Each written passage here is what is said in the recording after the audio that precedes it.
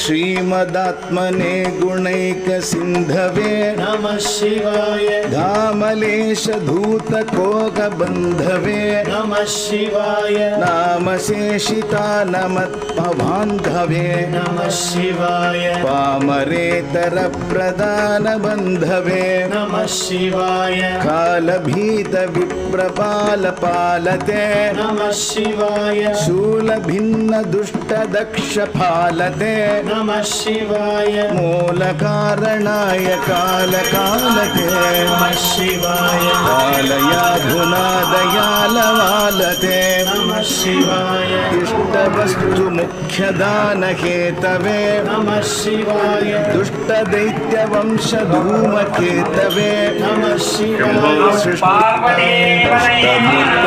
वृषेन्द्रकेतवे नमः शिवाय।